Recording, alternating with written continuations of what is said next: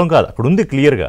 జ్యోత్స్న గారు, అంటే ఇక్కడ ప్రమాదాన్ని కూడా రాజకీయంగా ఎలా వాడుకోవాలనేది బహుశా కొంతమందికి చేతనవుతుందేమో. అది దాని గురించి మనం ఏం చెప్తాం.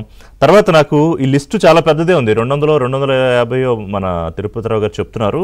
కొన్ని అంటే అంతర్వేది, రామతీర్థం, తర్వాత నంది విగ్రహం ధ్వంసం, కాశీ విశ్వేశ్వర స్వామి ఆలయం ధ్వంసం, సుబ్రహ్మణ్యేశ్వర స్వామి రాజమండ్రి, కనకదుర్గ ఆలయంలో వెండి సింహాలు చోరీ, పిఠాపురం ఆంజనేయ స్వామి దేవాలయం, శ్రీకృష్ణుడి ఆలయంలో రక్తము మాంసం. అంటే ఒక్కటి కాదు, తిరుమలలో అన్య మతానికి సంబంధించిన ఫోటోలు అమ్మడాలు, ప్రచారాలు, అవన్నీ ఇప్పుడేం లేవు కదా. అప్పుడు జరిగినప్పుడు ఇంకోటి కూడా నాకు మీ ఇద్దరి మీద కూడా నాకు సమాధానం చెప్పాల్సిన అవసరం ఉంటుంది కూటమి ప్రభుత్వంగా. మరి అప్పుడు జరిగిన ఘటనలకి బాధ్యులు ఎవరు జ్యోత్స్న గారు? వాళ్ళ మీద చర్యలు ఉండవా? మీ ప్రభుత్వం వచ్చిన తర్వాత మరి అప్పుడు కోట్ల మంది మనోభావాలు దెబ్బతిన్నాయి కదా భక్తులవి. ఆ కేసులు వ్యవహారాలు ఏమయ్యో తేల్చాలి కదా. తప్పకుండా రిషి గారు, వాటికి సంబంధించినటువంటి ఆ ఎంక్వైరీ నడుస్తుంది. ఖచ్చితంగా దోషులు ఎవరైనా ఉన్నారో వాళ్ళకి శిక్ష పడుతుంది, అందులో డౌట్ లేదు. That thing is going on. Legally దాని మీద ఏం చేయాలో అది చేస్తూనే ఉన్నాం. అయితే మీరు ఇందాక అడిగినటువంటి ఒక ప్రశ్న, ఇలా చేస్తున్నాడు జగన్మోహన్ రెడ్డి అంటే ప్రమాదాలని కూడా రాజకీయం చేయొచ్చు అనేటువంటి ఆ థాట్ ప్రాసెస్ కొంతమందికే ఉంటుంది అని. రిషి గారు, నేను చాలా సందర్భాల్లో కోట్ చేశాను, మళ్ళీ కోట్ చేస్తాను. దో ఇది కొంచెం ఆఫ్ ఇదైనా, మనకి మహేష్ బాబు గారిది ఒక సినిమా ఉంటుందండి, స్పైడర్ సినిమా. ఆ సినిమాలో ఏముంటుందంటే విలన్ అనేవాడు పక్క వాళ్ళు ఏడుస్తూ ఉంటే ఆనందపడతాడు, అక్కడ నిలబడి సైలెంట్ గా ఆనందపడుతూ ఉంటాడు. బయటకు మనకు చూసే వాళ్ళకి అతను ఆనందపడుతున్నాడు అనే విషయం అర్థం కాదు, వాడు సైలెంట్ గా ఆనందపడుతూ ఉంటాడు ఆ విలన్. కానీ అతనికి కాదు, అందులో అతనికి ఒక psychic problem, he behaved like a psycho. నేను let me come to the point. నేను ఏమంటున్నా అంటే, కనపడ్డానికి అతను ఏదో ఆనందపడుతున్నట్టుగా కనపడ్డు, కానీ అలాంటివి జరగాలని కోరుకొని అలాంటివి చేసి అక్కడికి వచ్చి వాళ్ళు ఏడుస్తుంటే ఆ ఏడుపులు అతనికి వినసొంపుగా ఉంటాయి, అతనికి అవి శ్రవణానందకరంగా ఉంటాయి. ఆహా, నౌ ఐఎమ్ సాటిస్ఫైడ్ అనుకుంటాడు. అలాంటి ఒక సిమిలర్ మెంటాలిటీ జగన్మోహన్ రెడ్డిదేమో అని నాకు కొన్ని సందర్భాల్లో అనిపించిందండి. ఎందుకనంటే ఇందాక తిరుపతిరావు గారు చెప్పినట్టు, అవును, ఒక ప్రమాదంలో ఒక ఉగ్రదాడిలో చనిపోతే వచ్చి పరామర్శించడానికి ఇతనికి తీరిక లేదు. అంతెందుకండి, తాడేపల్లి ప్యాలెస్ కి ముందర ఒక క్యాండిల్ మార్చ్ పెడితేనే బయటికి రాలా మహానుభావుడు. Forget about visiting the victims. ఒక క్యాండిల్ మార్చ్, మన అందరం కూడా ఎక్కడున్నామో అక్కడ, ఇప్పుడు మీరు మీ వర్క్ లో ఉన్నా, నేను నా వర్క్ లో ఉన్నా, ఎవరు ఏ వర్క్ లో ఉన్నా, అయ్యో నా తోటి భారతీయుడిని నేను ఇవాళ కోల్పోయానే అనేటువంటి ఒక బాధ, రక్తం మరిగిపోతేనా ఆ ఘటనతో అందరం బయటకు వచ్చాం, ఏదో ఒక రకంగా మన బాధను వెళ్ళగక్కున్నాం. ఈ మహానుభావుడు తాడేపల్లి ప్యాలెస్ కి బయటే అండి, రోడ్డు మీదే వాళ్ళు ఒక క్యాండిల్ మార్చ్ చేస్తే దాంట్లో కూడా రాలా.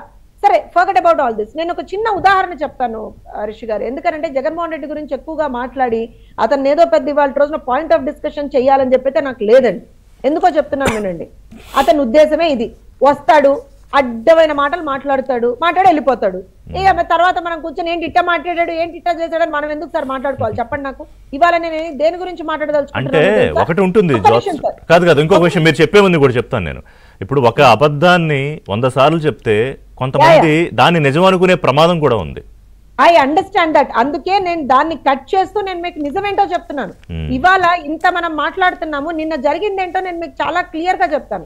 హోంమంత్రి గారు అక్కడ ఉన్నారు, చేశారు, తను మా మంత్రులు అక్కడ ఉన్నారు, ఎమ్మెల్యేలు అక్కడ ఉన్నారు, ఎంపీలు అక్కడ ఉన్నారు, కార్యకర్తలు అక్కడ ఉన్నారు, everybody was there on the ground. నేను మీకు కొంతమంది విషయాలు చెప్తానండి. అంటే అన్సంగ్ హీరోస్ అంటాం వీళ్ళని మనం, చాలా సందర్భాల్లో ఉంటారు. వైజాగ్ వాలంటీర్స్ అని అక్కడ ఉన్నటువంటి వాళ్ళని, కొంతమందిని, పిల్లల్ని, యంగ్స్టర్స్ ని వాలంటీర్లుగా అక్కడ పెట్టామండి.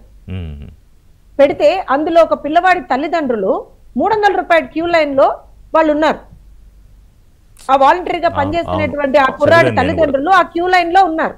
వాళ్ళకి ఏమైందో తెలియదు, ఏడుస్తూ ఎక్కెక్కి ఏడుస్తూ కూడా ఆ పిల్లాడి సహాయ కార్యక్రమాల్లో పాల్గొన్నాడండి.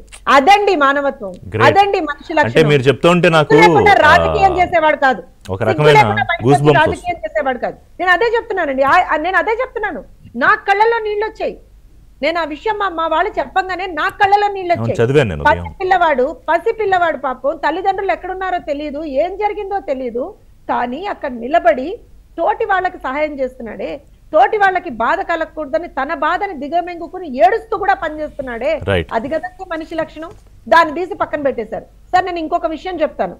మా ప్రభుత్వంలో ఇక్కడ నేను ఒక మాట మాట్లాడాల్సినటువంటి పరిస్థితి. తిరుపతిలో ఘటన జరిగితే మేఘాల మీద మంత్రులందరూ అక్కడికి వెళ్లారు, ముఖ్యమంత్రి వర్యులు అక్కడికి వెళ్లారు, టీటీడీ చైర్పర్సన్ అక్కడ ఉన్నారు. ఖచ్చితంగా ఎవరైతే క్షతగాతులతోటి వాళ్ళు నిలబడ్డారు వాళ్ళకి సంబంధించినటువంటి డిప్యూటీ సీఎం సారీ చెప్పాడు, ఆయన బాధ్యత తీసుకుని. నేను అదే చెప్తున్నాను, కమింగ్ ఆల్ టు దాట్. నేను ఎందుకు చెప్తున్నానంటే మా ప్రభుత్వం ఏ రకంగా పనిచేస్తుంది, మేము వీఆర్ నాట్ షైయింగ్ అవే అండి, మేము ఎక్కడికి పారిపోవట్లేదు. నిజంగా కూడా నిన్న జరిగిన ఘటన జరిగిన వెంటనే ఏదో ఒక కండోలెన్స్ మెసేజ్ ఇచ్చేసి పక్కకు జరిగిపోవచ్చు. అనిత గారైనా, కొండపల్లి శ్రీనివాస్ గారైనా, భరత్ గారైనా, లేకపోతే కుమార్ రాజు గారైనా, లేకపోతే విజయ్ గారైనా, ఎవరైనా పక్కకు జరిగిపోవచ్చు. ఎవరు పక్కకు జరగల, నిలబడి అక్కడ ఆ క్షతగాత్రులతోటి వాళ్ళు నిలబడ్డారు, ఆ విక్టిమ్స్ తోటి వాళ్ళు నిలబడ్డారు. నేను ఇలానే ఇంకొక విషయం చెప్తాను చూడండి, తిరుపతిలో కూడా అదే చేసాం. మేము ఒకటి చెప్తున్నాం, రాజకీయం చెయ్యాలి అనుకుంటే అది వాళ్ళ ఐ థింక్ చాలా డిస్గస్టింగ్ నేచర్ అండి. అది నాకు అది కాదు, ఒకటి చెప్తా, ఒకటి తిరుపతి